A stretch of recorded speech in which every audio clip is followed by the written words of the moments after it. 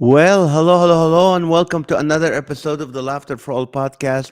I am Comedian Nazareth, and thank you so much for joining me for this 225 fifth podcast. Thank you so much. Um, let's see. I hope you. First of all, we're praying for the people in Florida. This is a second hurricane coming too strong. I have a lot of fans, a lot of clients, a lot of church pastor friends in the Tampa area, in that area of Florida, as well as the rest of Florida. So keep these people in prayer. Thank you so much. Let's see. Where was I? Last Saturday, I did a 30th anniversary gala for Eagle Ridge in the Menifee, California. Had a great time celebrating with them, doing comedy, and hosting the event. On Sunday morning, I was at church on Main Street in Corona. He had a full house to did comedy and a message, and also this Saturday, I'm going to be at a comedy club, a new comedy club in Oxnard, California, called Kirby's Comedy Club. And I asked a friend of mine, a comedian, you've seen her on the podcast, to come and join me and do some comedy. So if you want to go to my website nazarthusa.com and check the site, you can see at where it's at and the tickets and everything. But that's what I'm gonna be. And on Sunday morning, I'm gonna be speaking at the Cove in Anaheim in the morning at 10 o'clock in the morning. Next week on Monday, I 21st, I'll be at the huge big church Shepherd of the Hills with Pastor Dudley Rutherford. They'll probably have 10,000 members, but anyway, we're gonna do a comedy. I'm gonna be doing the comedy on Monday, and then on Tuesday, I'm gonna be in Paso Roble, or better yet, south of Paso Roble. I'm gonna be in Besmo Beach, doing an event for some leaders and pastors of the Assemblies of God. That's so far. After that, I'm going to be in La Quinta for the Increase Conference. That's what it is. If you want to need to know more, you can check my website. All right. I'm very excited because I want to call him a friend, and I know he'll be a friend because the guy is too cool. We just met through his publicist, and he Mike, we're going to talk about AI and comedy. Can artificial intelligence be funny, or can it be do come up with material? Can it replace comedians? We'll talk about that. So I want you to join in and chat and ask questions. But in the beginning, we're going to be talking a little bit about AI, what's AI, and how this whole AI quick. And I'm no better man to speak and tell us about it other than Mike Todasco. Mike Todasco is a former senior director of innovation at PayPal and a current visiting fellow at the James Silbert Brown Center for Artificial Intelligence at SDSU with over 100 patents to his name. I'm telling you, we got the best. Mike played a key role in fostering a culture of innovation across PayPal's 20 plus thousand employees. A recognized expert in AI and innovation, he explores how AI can enhance creativity and revolutionize, I can't say it, revolutionize business processes and personal tasks. Passionate about democratizing advanced technology, Mike advocates for enabling innovation without requiring deep technical expertise. I like that. He frequently shares his insights on AI's impact on innovation, decision making, and cognition through articles on Medium and LinkedIn. So please welcome to the podcast my new friend, Mike Todasco. Hi, Mike. Nazareth, thank you for having me. And Oh, and I will say, like, that was such a nice intro. Thank you for that. But I am most impressed by now. You are a traveler. You are all over the place. I couldn't imagine keeping up with you and your schedule that you have. You were going some Well, great places. So I think your listeners should be very excited about that. Thank you. It comes in waves. So sometimes you have a slow season, and then you get the busy tours and make you appreciate it and then when you start complaining, like, oh God, I'm so busy, I don't have time. Then you get this slow season, and you go, I'm sorry, guys, just give me more work. But where's home for you, Mike? I'm in San Jose. So Oh, just you're in. Northern California, just north of all of these lovely places like Paso Robles and all those Oh, others okay, that you yeah, I know where it's at. I was just in Fremont and in Milpitas. Yeah, very right close. down the street from me is Milpitas and Fremont. Yes. Exactly. Very And close now. I mean, I have a lot of fans who are very personal, and they want to know, are you single? Are you married? Jeez, wow. Wow. Oh, Okay, yeah, fans. yeah, No, yeah. I I'm have sorry. I actually will say I don't have my wedding ring on, and my wife should kill me. No, I'm very happily married for 20. It'll be 21 years, 20 years and 11 months to the date. Actually, Is she technical as you are? here's the thing, Nazareth. I'm not that technical, so I will say yes because as you will find out through this, I am not that technical of a person. I can understand technology, but I actually can't write a line of code. So, Mm. we'll get into this and why We'll this get is into AI that. special. Okay, let me tell you my only AI joke. And I Sure. wrote Okay. that, and I'm gonna have to throw it in the beginning. And I always say, you know what? I was telling my daughter I'm really concerned about AI. I'm afraid because we're creating something that's smarter than us. And my daughter goes, Dad, you have nothing to worry. You created me. I'm smarter than you. End of subject.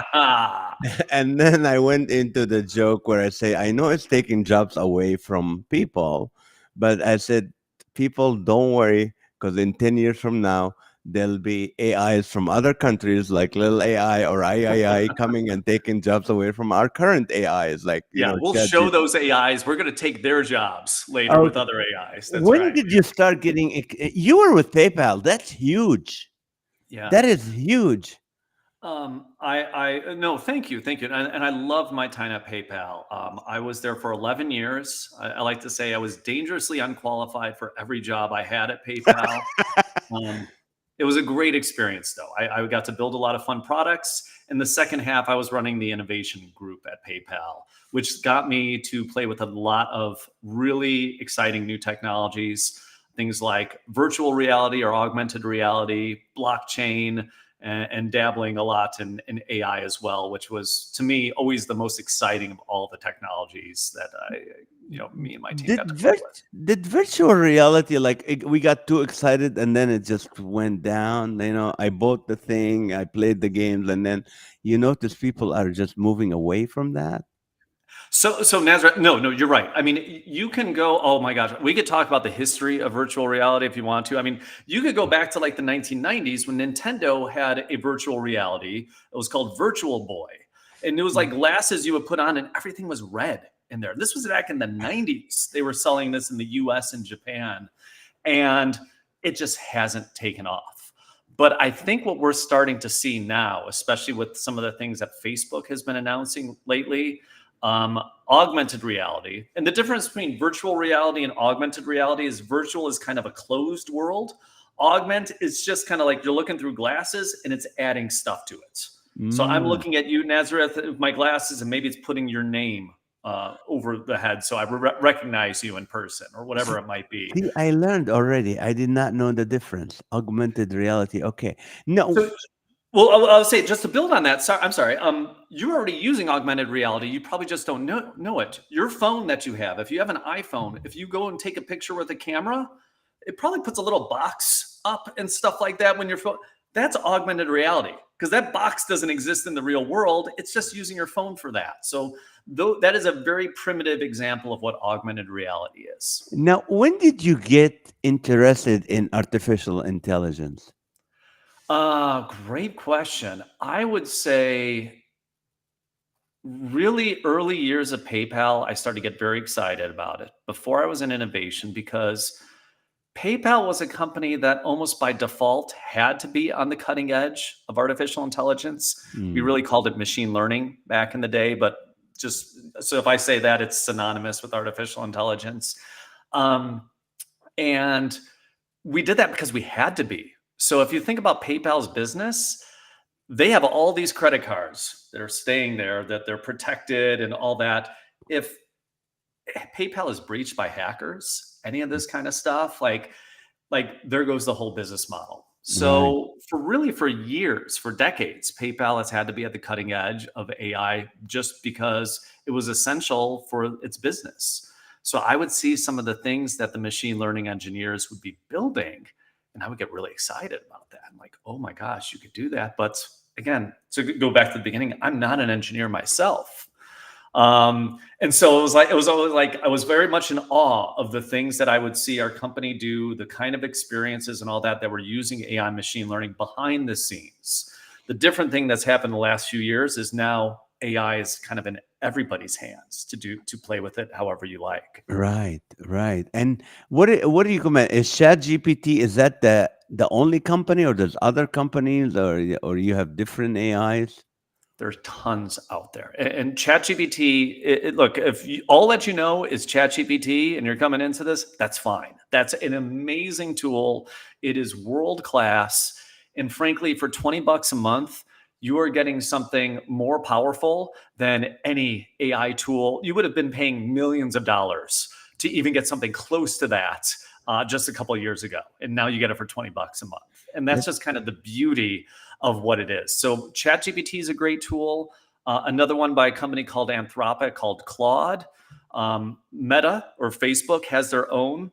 They have their own AI tool. There are so many of them out there. But honestly, if you're new to this, it's okay. Just you want to go ChatGPT, go ChatGPT. Like there's so many tools. We could get a little bit into that as we go along later. But like ChatGPT made by OpenAI is a wonderful tool. Now, in the title, we say an AI writer.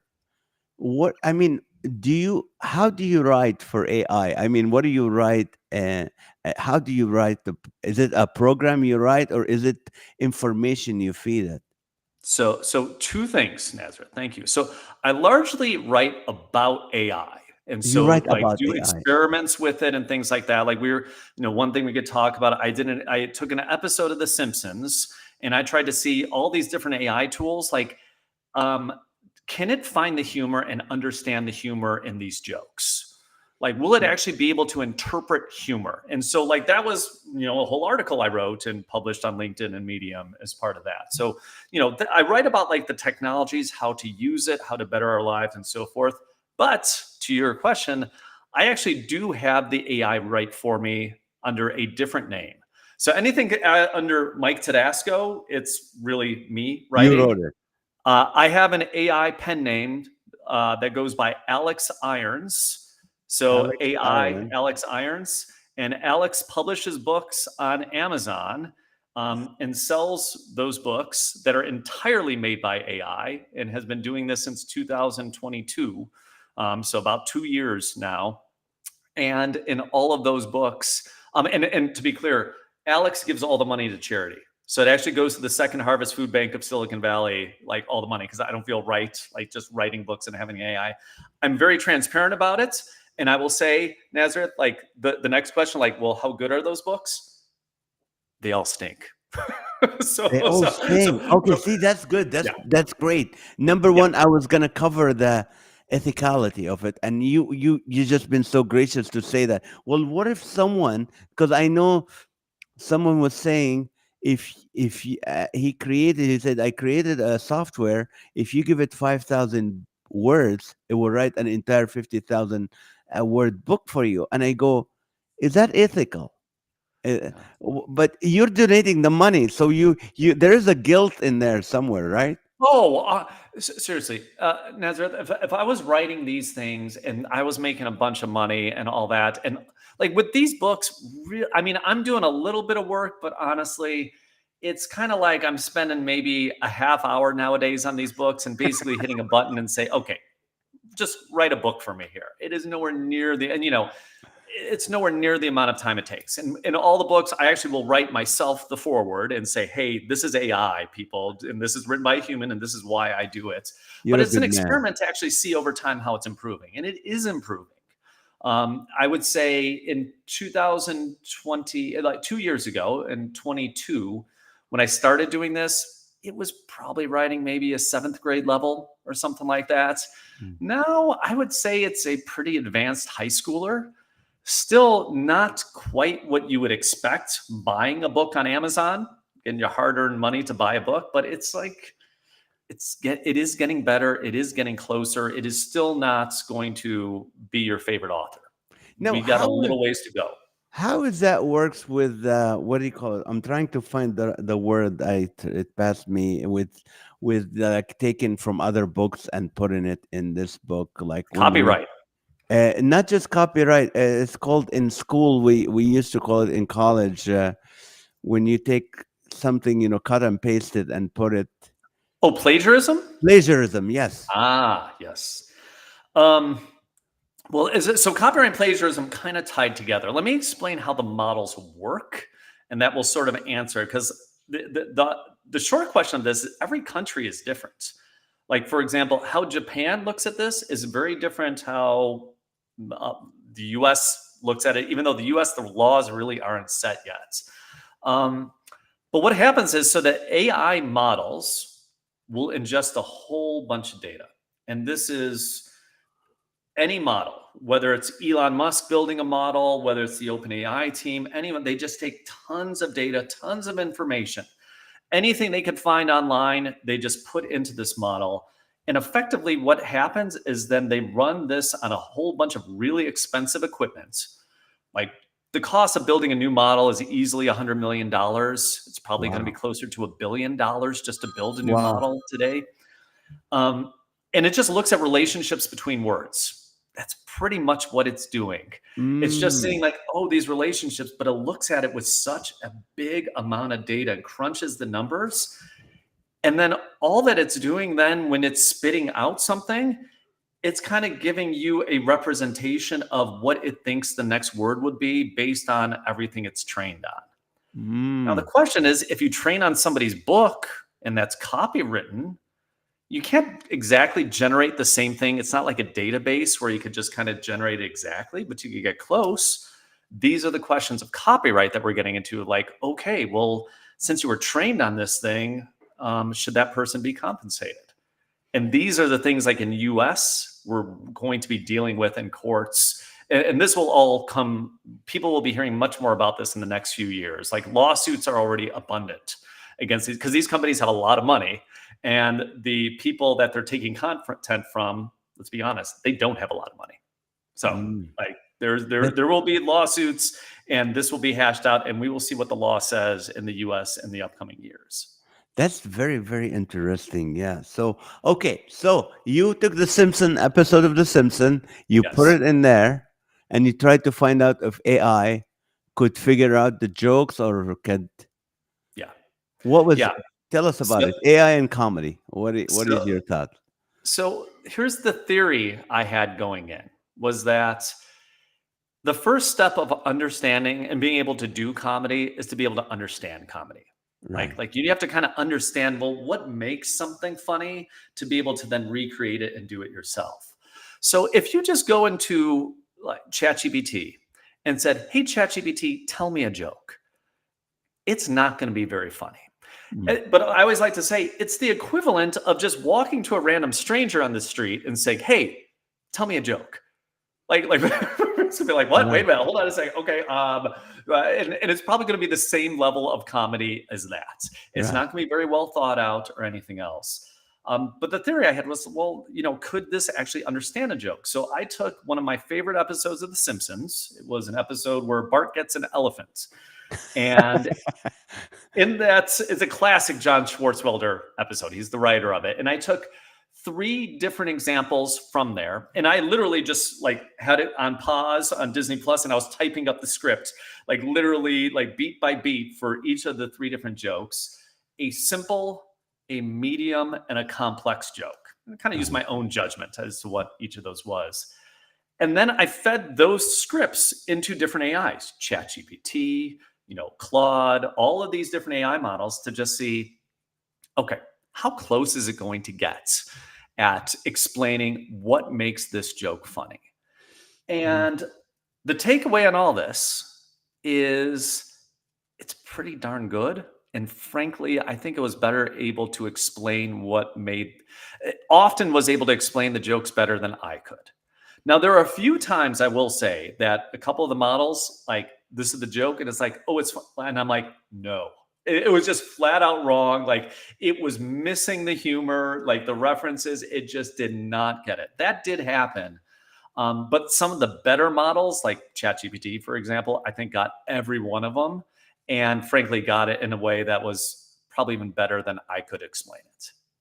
Interesting. And because when I mean I taught comedy before, I'm a student of comedy, and Mhm. there's only six things that make people laugh, and it doesn't matter if there's a millions and millions of jokes around the world, and they Yeah. have to fit in one of these six buckets. Can you give me the six? Yes. Am I putting you The on the the spot if I first ask for that? one the first one is exaggeration. Mhm. If a joke is exaggerated enough, then it's funny. If it's not exaggerated enough, it's not funny. I mean, just we give a simple example with someone said, "I'm so hungry I can eat a horse." I mean, that's an old, but that's Mhm. considered funny. But if you say, "I'm so hungry I can eat like six hamburgers," that's not funny because it's not Right. exaggerated. So any exaggeration of the jokes, and the old jokes is your mama so fat, or you're so, or lawyers are so dumb, or this, and all that. How exaggerated can it be? That's how makes it laugh. That's number one. Number two, what makes people is play on words and puns. Yeah. If you change the word to mean something else, then it's considered funny. For example, there's a woman said, I think it was Jaja Gabor who said once, she said, i'm a I'm a housekeeper. Every time I divorce a man, I keep the house. Which is that? That's See, what funny. made you That's laugh funny. Yes. is you assumed the play on words. He was Yeah. gonna, okay, housekeeper. You think someone cleaning or living? No, it's clean. So that's the second thing. The third one is put down. Any jokes that put down, all attorney jokes, blonde jokes, all these old, when you put someone down, then sometimes it's funny for other people who are less fortunate. Like, for example, if you put wealthy people like Kardashians or all the famous guys, if you put them down, it makes the people who are less fortunate laugh. It's Yes. a put down joke. And I always tell the comedian, I said, when you do a put down joke, make fun of yourself. I make fun of my own culture. I'm from the Middle East, but ever since September 11th, I feel so Mexican, or stuff like that.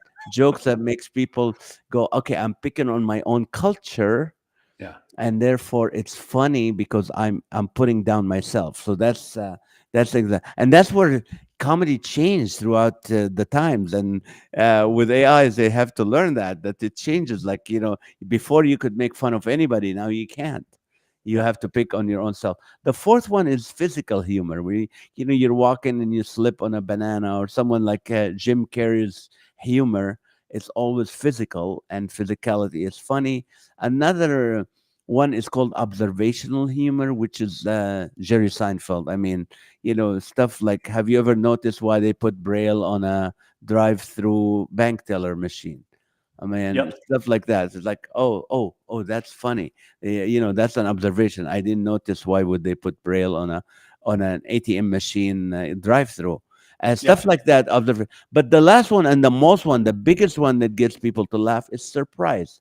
The element Mm. of surprise. We say left brain, right brain. If you can drop the bottom on people, you take them in one direction, and then you change the outcome that they didn't expect, then it's funny. So those are the six buckets that any joke around the world will fit. And I used to tell my students when I do come, I said, I'm going to throw some jokes. You tell me what it fits. And that's what you just did with the AI. You gave Yeah. them three jokes and said, well, did they come up with the same conclusions or stuff? What was the It, conclusion of the? it was so. Let me give you one of the examples from The Simpsons, and you can tell me Okay. which one of the six. I think, and this will be something fun for the audience. So one of Okay. them, if I could describe it, so Homer and Marge and Lisa. It's important to know all three. They're in a car. They're racing to the tar pits where they think Bart's elephant is. They're racing. Homer basically is driving so fast, and all of a sudden he crashes into this, like La Brea tar pits, basically, if people know Uh, that. He crashes into this deer. And when Homer crashes in the deer, he just screams, "Doe!" And then Lisa screams, "A deer." And then Marge says, "A female deer," which go and like, so that was my complex example of that, because you have to understand a lot of different things in that. For people not right. familiar with The Simpsons, "Doe" is Homer's catchphrase, but it also is a female deer, and it's also the beginning of a song from Sound of Music, I think, Yeah, where "Doe, a deer, a female a deer," female and deer. so Yeah. like that was an example though, where some of the AIs just nailed it. Like Nazareth, like they were like, yeah, like so yeah, it's doing this, and it is explaining it and so forth as part of it. But other ones were like, this is a reference to something from the 1980s movies Flashdance or something. I'm like, whoa, what are you talking about? It was just so off. Like it kind of knew there was something there, but it couldn't make all the connections because there's a lot going on in that joke, and you have to know and understand a lot of pieces to get it. So it varied, and that's the thing. AI, it's kind of random. If you actually put that exact same example through the same AIs, it might actually give you a different result. And Mm, that's one of the weird things about AI. There's chance. There's all this stuff baked into it. So, even if you said, "Well, Mike, I tried and I actually got a different result," that's often going to happen with these models. right. Now, what do you call it? As far as like, do you think that the AI one day will be like putting jokes out, creating jokes for comedians? Yes, and actually be shocked if it wasn't already, and comedians just aren't being upfront about it. Yeah, um, it's not going to do like a solid, like 45-minute like Uh, routine or yeah. something like that. But the tools are really, especially if you could kind of say, say you're a comedian and say you got, I don't know, like 10,000 words of jokes that you have written up over the years. You have that in a file, and you're like, you can actually upload that into the AI and say, "Hey, here's my style. And in the news today, this happened. Given that, what are 10 potential jokes you could think of using my style and using this topic?" It can start to do that. And if you did that, I bet you, out of the 10 jokes, two of them would be like, like a 5 out of 10 or Mm, something like that. The rest are going to be just garbage. But like, if you then take those two, and then you might say, well, okay, let's tweak these a little. Let's combine things. The AI is actually an amazing brainstorming partner. And like I said, it's not going to just take things over. That's not happening. It's nowhere near being able to do that. But to almost be like a writing partner with you, almost maybe like an intern, probably not like an mm. equivalent, but like almost an intern who could kind of bat some ideas and so forth. That is something that the AI can do. And again, I think most people who are comedians would not be public with it, but I guarantee you there are some doing it because the tools can do this kind of stuff Now, now. when you say upload their materials, how do you upload stuff into AI? Yeah, so literally, if you had everything just sitting in a Google Doc or a PDF or a Microsoft Word doc, you can put a fair amount of data into these tools. Google has a tool named Gemini, Uh-huh. and I believe in Gemini you could put the equivalent of like all the Harry Potter books into a single prompt, and then you could just say like, "Hey, give me 5 jokes that are unusual based on these books," or something. I mean, that's the amount of data you put in there. So if like you just have your stuff written out, you could put that into ChatGPT and say, "Give me something similar to this. Give me something that's close to my style." And it could sort of get there. Again, it's not going to be perfect, but you could start to see like, oh, you can see the remnants of a good joke from that. But what about originality? Would it understand originality, and this is this person, character and persona, and will give you material based on that? Nazareth, you asked the most difficult question here when you said the word understand, because like it's hard to say if these things understand anything. Mm, Um, they're not human, they're not a species, they're just like really good at doing these math problems. and we're really good at kind of recognizing interesting patterns when we see the math that it does. So like this is getting much deeper into like what is this? Like what is this thing that we're creating? Because to us it seems like it can understand, but in reality it's just kind of connecting things and math. Um so so that said, I don't know. I mean, Mm. you're asking the right question, and I'm just saying honestly, like I don't know what like even what this is or what we're creating and where this could go. This is for like going on a big. This could be the most consequential thing that human beings have ever created, and I truly believe that. And we don't know where it's going to take us, and that's sort of exciting, and that's also kind of frightening in many ways. Right. What frightens you about it? Well, what if it is better than everybody? Like what if it really is better than everyone with that? Part of me thinks that, well, do you know what? We like Jerry Seinfeld. We like Nazareth. Part of I live in Northern California. Yeah. I love basketball. And Steph Curry Yeah. is next level. Like as Yeah. a human, as a player, like I absolutely adore that man. And people spend a lot of money to see that person take a ball from a very far distance and put it into a little hole. Yeah. That's all that basketball is. Right. We can build robots that could do that better. We're I still attracted to, we'll still pay a whole bunch of money to see a human do that, where we wouldn't be very interested in seeing a robot do that same thing. Nobody's going to stick around for 3 hours to do that. That's a great analogy. That is a great Thank one. you, thank you. No, That's hey, I didn't amazing. think I've about Steph. never I heard agree. it. Yeah, Yeah, right. sorry. You're Yeah. right. That's because I know my next question was gonna be like, is AI killing the creativity and the artistic ability of people? Because instead, like for example, let me say about comedians. For a Yeah. comedian, like every morning I sit and write for at least half an hour or an hour, and I Yeah. try to come up with jokes. If I know I can go to Gemini or I can go to Claude or I go to this, and I Yes. can feed it something and maybe it gives me some ideas, that's gonna kill my creativity a little bit. And Nazareth, you were bringing up the right points. Like as of now, like it will only help you as a comedian. Like, and I mean that it is not going. Again, it is not writing your act. It is not going to be able to that. It could, critique your act. It could do all these things that humans do and do a decent job at that. Probably not a great job, but a decent job. But like, what if we do get to the point where somebody who isn't a professional comedian doing their craft, all this, and what if it could churn out a solid 30 minutes Mm. and you can use an AI clone, and we could get into this technology. Like I can actually clone myself in this position, talking with a fake voice and all that, and it wouldn't be me. Trust me, this is me right now, like doing this. But Wow. you can make these clones that are very close. Like you can make this virtual clone and you can put it with a brick wall behind it and upload a bunch of YouTube videos of this person. And people might believe that's real. And it's not. It would all be AI generated. Again, we're not quite there today for the quality, Uh-huh.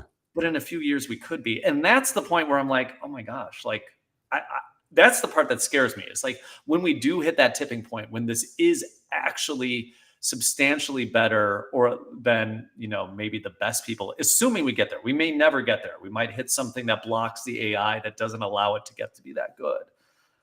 But if it does, I don't know. That's the future that does, getting to your prior question, that's the future that does potentially scare me.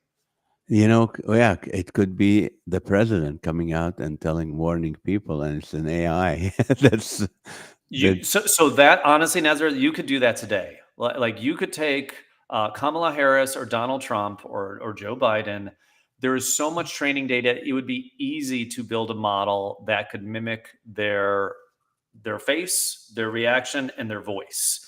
Um, and you could have it do stuff like that exists today. Obviously, we're passing laws making that specifically very illegal, but you know, not everybody is concerned about U.S. laws as far as things like that. So, how like the many technology even today is extremely. It could really do what you're even describing now.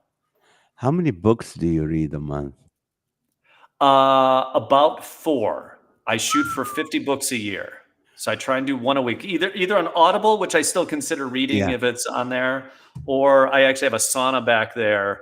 I will spend time every night in the sauna reading, and then after sauna. So I try about one a week. That's other than articles. They're just books. Books. I try and do more. I do read articles and stuff, but I try, like, at night. I very much focus on books as much as I can and try and get What away from the computer. what kind of books do you read? Is it the same kind, technology, innovation, or is it Oh different my God. Do you want, I mean, so I will give a couple. So one of the things I do with books, which I highly recommend to anybody who does read a lot, Yeah. I take notes on all the books. I just write them inside the book, Uh-huh. and then I actually type them out after the fact, which is almost like reading the book a second time. Mm. And it's super, super helpful. So I have an Evernote with Yes. 270 books in here that I have the notes for. Um, and and it's great because sometimes I can't remember something. I'm like, oh, I think I remember. And then I'll just type it in there and, like, oh, it acts kind of as a second brain. Um, I love reading books about, like, health. I do love reading books about AI. I like reading books, humor, funny stuff like that. I don't do much fiction outside of just like kind of pure humor, and even that's a lot of it's more memoir. Yeah. Um, like Year of Living Constitutionally. Actually, that was a great book by A.J. Jacobs I read recently. Person wants to live by the letter of the law for the Constitution for a year, and he tells his story. And he's a great writer doing that. A lot, Interesting. lot of different things that I do dive into. Now, so for hobby, you play basketball? No, no, I watch people play basketball for a Yeah. hobby. Yeah. Like, You just read. Do you have I'm children? 5'10". I only got so much game. Do, No, do you have children? I do. I have a 13-year-old boy and 11-year-old girl. And are they in? Is any of them going to be in the same field you are as far as technology and innovation? Um, Here's the honest answer. So I train my kids on ChatGPT and tools like that. Like, always kind of under my supervision, under that, but, like, it could be amazingly helpful. Even for my son. My son's learning Mandarin. Me and my wife, we don't speak any Mandarin, but he could actually work with ChatGPT, and it could actually look at, like, the dialect and some things like that now with some of the audio features in there. It's amazing what it can do just as a teacher and a helper. There's so much benefit from an education standpoint. Sure. When they enter the workforce 10 years from now, truly, I don't know what the workforce is going to look like 10 years from now. Okay. I would say it looks very different than 10 years ago. And thinking 10 years further out, it kind of blows my mind. I have a hard time imagining what that will be. I think when you are thinking about, well, what skills are going to be marketable, as long as you prove and you're the kind of person that's adaptable and willing to learn, and kind of know how to learn and know how to just think through complex problems, Mm. thinking like an engineer, thinking like an economist, like that, those kind of, like, thinking like these types of jobs is almost going to be more important in some ways than actually knowing, like, how to code as an engineer. Like, how to Mm. code isn't going to be important in 5 years. Like, it's even Right. being minimized now. But thinking like an engineer, that is something that's going to still have a lot of value. Now, I think it's unfair for me to keep asking questions, and I think what's right is to let you share more about your own discoveries and your own understanding of AI and comedy. Sure, sure. So about comedy specifically. Or whatever you your research and your what you're working on that can Hmm. help us, not So just comedians. so okay. So actually, let me just start from this. Like, the one thing I would say to everybody is, to understand these tools, you have to use them. If you are watching us right now, that means you have a computer or a phone and you have internet access. When we're done, don't do it now. When we're done talking, go to ChatGPT, go to Claude, go to Meta, go to Grok by X, like whatever tool. I don't care. Like, just find one of these large language models. Most of them are free. like at least to start, and just start playing with it. Start asking it questions. If you don't know what to ask it, literally what I would ask it is, hey, I've never used you before, ChatGPT. I don't even know what to ask you. What should I ask you? And you know what? It's going to just start talking and just start talking with it. Like have a conversation with this inanimate bot that seems to be really intelligent to us. And you will just start to find, wow, there are so many ways that we can use these tools to just better our lives, to simplify things, to um, help us brainstorm, to help us make like making food. I'm not a good chef, Nazareth. I'm not, like, how's your cooking abilities? Like, are you? My wife is a chef, but she would not She's the chef. ever make it professional. But she is excellent, so I don't have to go in the kitchen. What's her best dish? I have to ask. Me, I love Indian food. I love Oh yeah. Indian food, and she made me some Indian food yesterday, even without curry, and it was really good. And today she was Taco Tuesday, and she made tacos better than any Mexican restaurant. I don't know how she does it, but she have this. Wait, She's magic. Nazareth, you're making me jealous now. I will. I will say. If you ever in Southern California, give me a call. Would love to have you for some Mediterranean food. I mean, Oh. she's yeah. I have to work out almost every day to stay in shape. That's the one downside of Yeah. having a beautiful food. But like, so say you wanted to surprise her with something, and say like, um, say butter chicken. Let's just throw Uh, out an Indian dish. You want to make butter chicken with naan. Like you could Google these recipes. You could totally do that. You could find a good recipe and all that. But you could actually go to ChatGPT and say, "Hey, ChatGPT, I'm lazy and I don't like a lot of steps in recipes. Like I don't like a lot of steps. I don't like a lot of ingredients. I only have one frying pan in an oven, or I only have a grill. Whatever it is, just put out all your constraints and say, what's a good recipe for butter chicken with naan? And it's going to tell you that. And then you know what? You get to that third step in there, and you're sauteing something. You're like, I don't know if this is cooked. Like you could literally take a picture of it. I've done all these things before because I'm a what? horrible cook. You could take a picture and say like, hey, does this look right? Is this done? Is this working out all right? It'll say like, oh no, you need to let that go a little bit more, whatever. Like that's the thing with these models is infinitely customizable. Now, And how like can you take a picture when you're with ChatGPT so just do it through your phone. through If you your do that phone? through your phone, you can absolutely take pictures with it. That's one of the features that they have. They call it being multimodal, which is just a fancy way of saying it can interpret voice, it can interpret pictures, it can interpret text. That's it. So I'll give you another example. I was cooking, I can't remember even what it was, but I was cooking something and I needed to get Japanese sake for it. I don't Mhm. even remember what it was. And ChatGPT gave me the recipe. I don't know anything about sake. I don't know. And so I went to the store and I'm in Safeway and like there's a wall of sake in front of me. I don't know what to. I'm like, okay, what do I even do? So I then just take up the thing in ChatGPT. I'm like, hey, you asked for sake. Here's a picture. Which of these sake should I buy? Which is going to Oh be my best for this? And it literally then said like, oh, you either want this one or this type. And and like I'm like, oh, thank you, ChatGPT. I mean, and so this like sometimes it just feels like we're living in the future when you start playing with these tools and really start to see what they're capable of.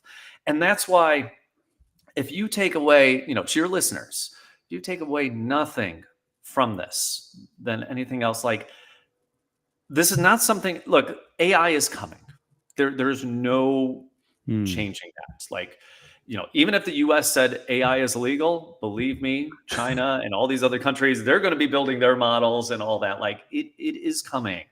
The best thing for you to do, for all of us to do, is just to like understand these tools, comprehend these tools, use these tools.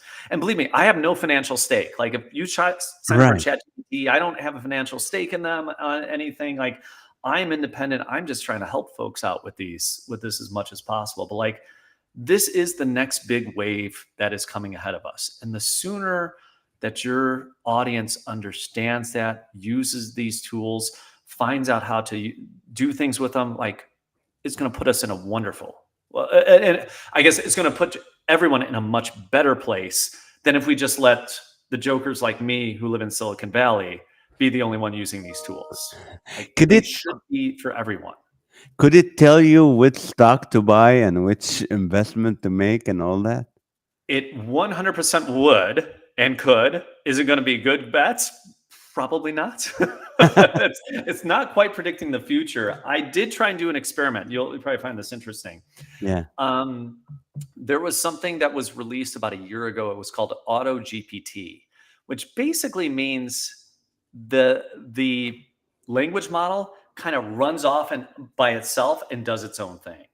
And I was like, well, this is interesting. How about I run experiments where I say, hey, language model, I want you to raise $5,000 for a charity, and you just tell me what to do. And we're going to spend a month on this, and you just tell me how to raise $5,000 from scratch. I want you to be really creative, come up with solutions to do that. So I tried this, and I wrote about this. Anybody can see the experiments that I was running and the results. The results were, it was awful at it. It wasn't creative. It wasn't innovative. It was telling me to do things like, okay, go sign up for a Facebook account and do this. And I'm like, this is not going to work. I just know this is not going to work, but I was doing it anyway. Uh-huh. And it just wasn't effective. But these tools might be.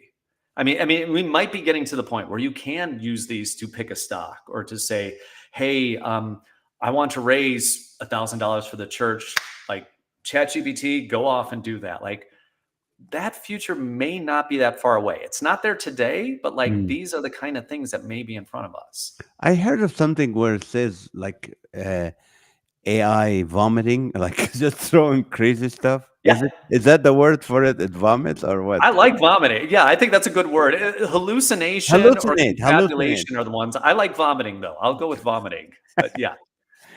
and it And does. so what Nazareth, what you're describing there is basically you will say to the AI, here's a real life example.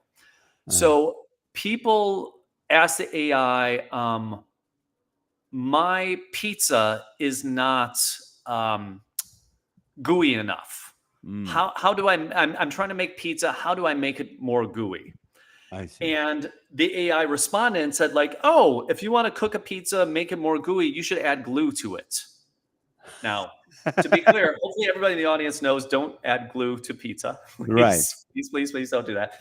Um, but what was happening is this was one of those examples of kind of AI vomiting. Now, how it got there is kind of interesting because my theory, at least, is that if you ever watch like a Pizza Hut commercial on TV, like during a football game, you'll see this gooey thing. Like, Yeah. that's not real pizza. That's cheese and glue and all of these things mixed together. So I Oh, think the so AI was confusing, how would you do this for a photo shoot with how you would do it if you're actually trying to make a pizza at home. But like, and so I was connecting those two things that didn't make sense. To any human, you see that and you're like, well, no, nobody eats glue. That's a horrible answer. But this is the problem with the AI. It doesn't really know or understand anything. All it's doing is it's just kind of putting out a sequence of words in a way that it thinks makes sense for you, the user. And it doesn't know because it just vomits that out, to use that phrase.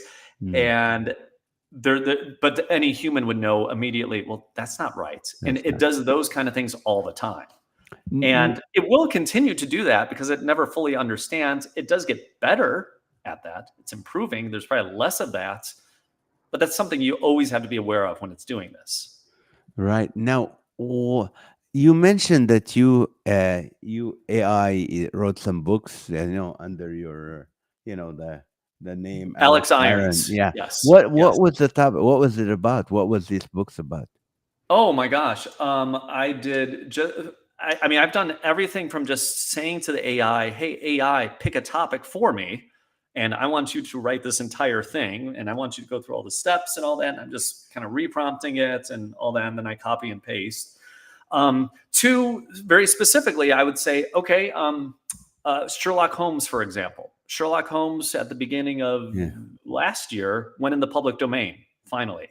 So Right. now anybody anywhere in the world can use, anywhere in the US, I should say, can use Sherlock Holmes as a character, and the Arthur Conan Doyle estate can't stop you from doing that. That's Right. what public domain is. Things eventually go in there. So I'm like, cool, let's have it write a Sherlock Holmes story. So it did that. And wasn't very good, but it did it. I mean, Now, and again, it could do really whatever you want to with that. what was your last? I know you write on Medium, which is I just learned about it and I'm signed up for it. I love that. Thank you. Thank you. Now, what was your last article about AI about in that Medium? Oh my gosh, you're making me think of what I've actually written about. It's all a I blur mean, it in my must have mind. been recent. This is the hardest question that you're asking me. To honestly, of all these things, I'm actually cheating and I'm looking at That's it right fine. now. That's fine. It was about AI detection, is what I De- wrote about last. So detection. Okay. Uh, what AI detection is there are tools out there where you could take a whole bunch of text. Say you're a school teacher or something like that, Mhm. and you could say like, "This looks a little suspicious. That Sally was writing this. This isn't usually how Sally writes. I'm going to upload this, and I'm going to see if an AI wrote it." Now, these detection tools, probably around 18 months ago, first started to become popular, and they were Mm. really, really bad. Because I ran tests myself, and it was like flipping a coin. It had no idea what was AI versus what was human.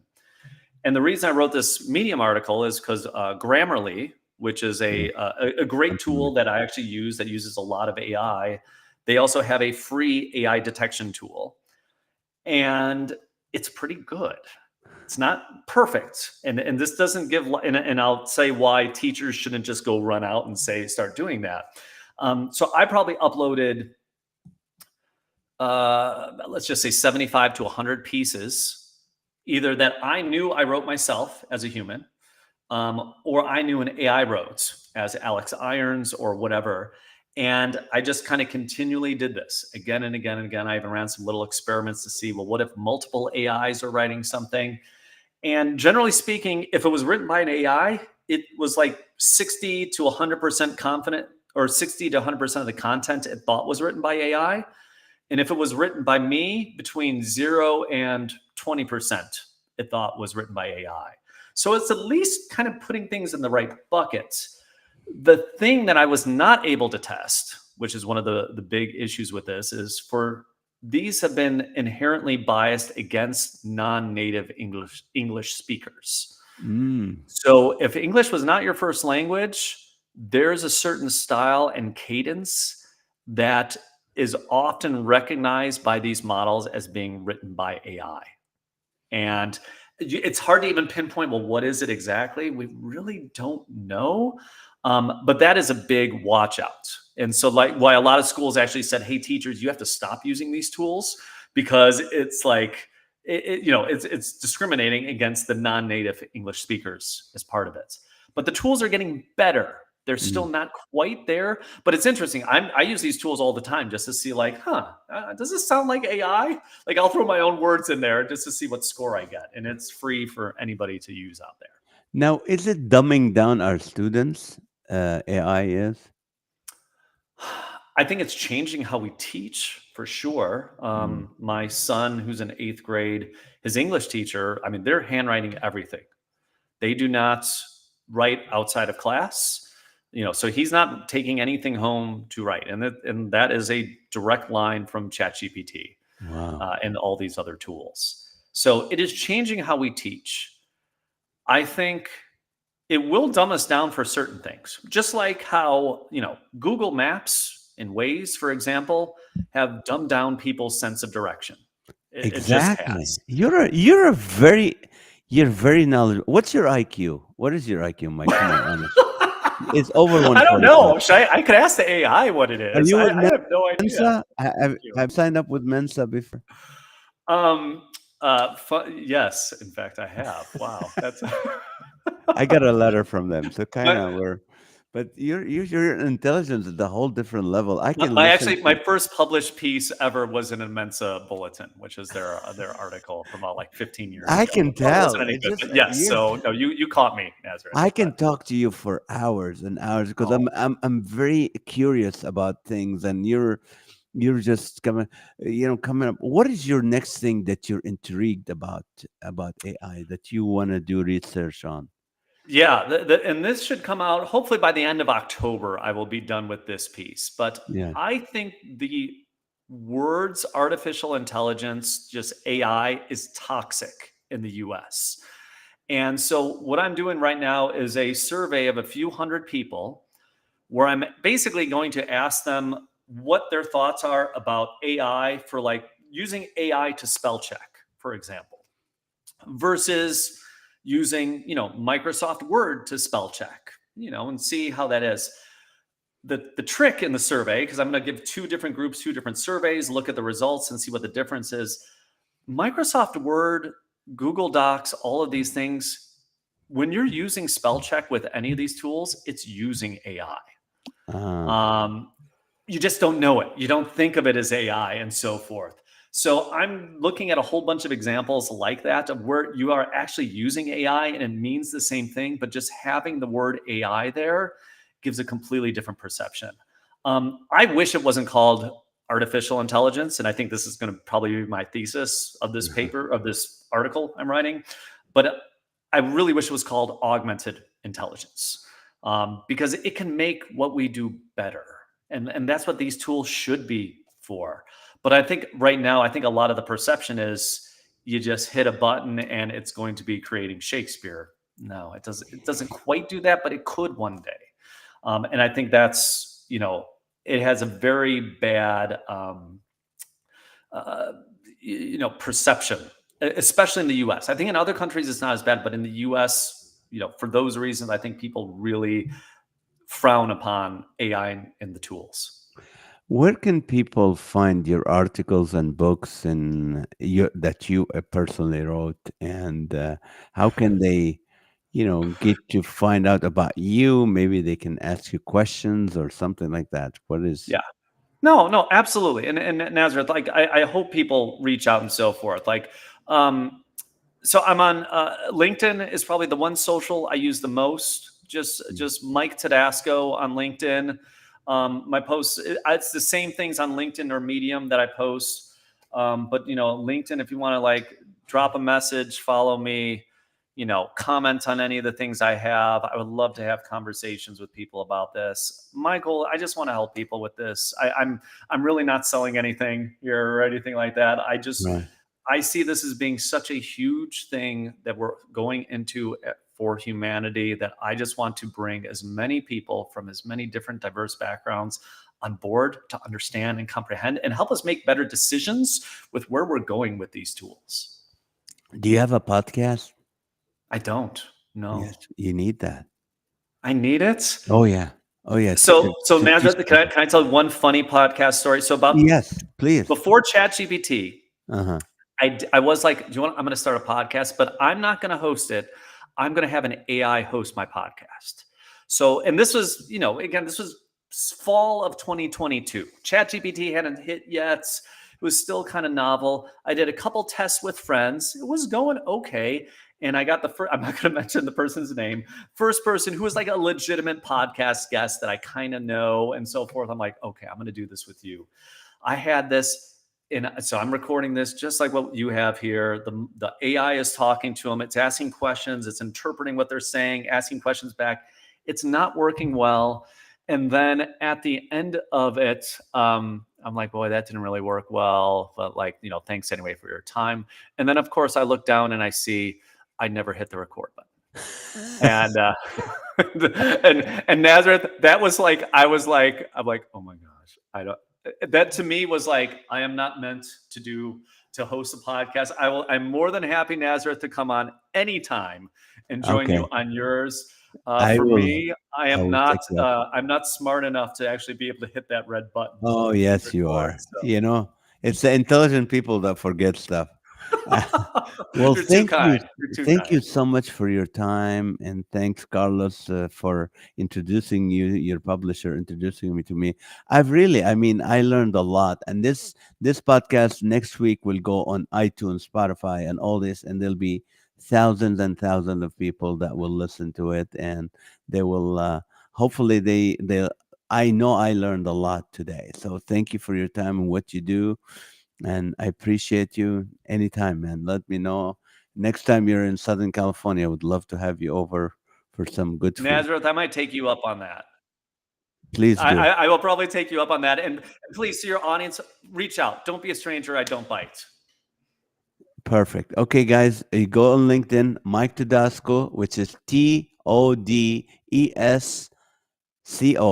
Mike Todasco, and you can go to his LinkedIn or his Medium. Medium is a great place where instead of wasting your time on sometimes on social media, you can read actual articles from smart people, and it's really helpful. So you can read his articles, or you can on LinkedIn you'll find the same articles. If you have any questions, follow him on LinkedIn, and then you can ask your questions. I'm sure he will answer it.